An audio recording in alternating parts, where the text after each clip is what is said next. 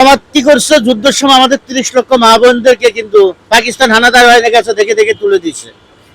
তারপরে তো এটা করে শান্তি হয় না। আমাদের যারা মুক্তিযুদ্ধে অংশগ্রহণ করছে তাদের মা কোথায় আছে, তাদের বোন কোথায় আছে, এগুলো ধরে ধরে কিন্তু পাকিস্তান হানাদার বাহিনীতে তুলে দিচ্ছে। তাহলে তাদের দুটা নীতিটা একই। তাহলে তো ওদের কাছে তো উঠে ভালো হবে, এটা তো আর ভালো হবে না। বিএনপি বলতেছে দেশের জনগণের কথা, দেশের কথা, মানুষের কথা। আর ওরা দেখাইতেছে কি শেখ হাসিনা কি করছে, শেখ হাসিনা কি না করছে, এগুলো দেখাইতেছে। শেখ হাসিনা খারাপ হলেও তার নীতিটা ভালো ছিল, এই কথাটা বলে তো তিনি তার ভিতরে প্রকাশটা ক্লিয়ার করছে। জমাতের আমি তিনি দেখাইছে যে আমাদের জমাতের লোক যুদ্ধের আগে ৩০ লক্ষ মানুষ শহীদ করছে।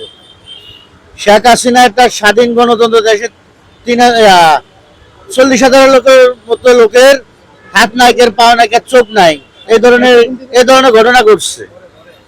দ্বিতীয়ত, বর্তমানে জমাত কি করছে, যুদ্ধের সময় আমাদের ৩০ লক্ষ মা বোনদেরকে কিন্তু পাকিস্তান হানাদার হয়ে গেছে, দেখে দেখে তুলে দিচ্ছে। তারপরে তো এটা করে শান্তি হয় না। আমাদের যারা মুক্তিযুদ্ধে অংশগ্রহণ করছে তাদের মা কোথায় আছে, তাদের বোন কোথায় আছে, এগুলো ধরে ধরে কিন্তু পাকিস্তান হানাদার বাহিনীতে তুলে দিচ্ছে। তাহলে তাদের দুটা নীতিটা একই।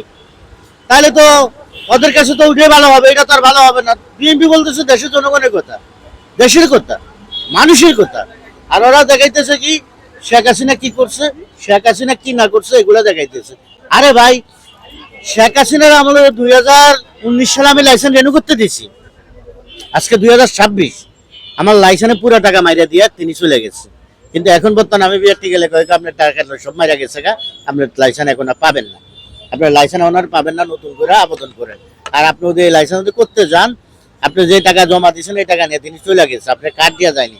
এখন আপনি 10 বছরের ড্যামারেজ দিতে হবে, 10 বছরের ড্যামারেজ 24,000 টাকার মতো। আর আমি নতুন লাইসেন্স করতে গেলে আমার 10,000 12,000 টাকার মতো। তাহলে আমার বাধ্যগতভাবে নতুন ভাবে করা লাগতেছে। তাহলে ওদের কাছে ওরা ভালো থাকবে নাকি ওরা ভালো থাকবে?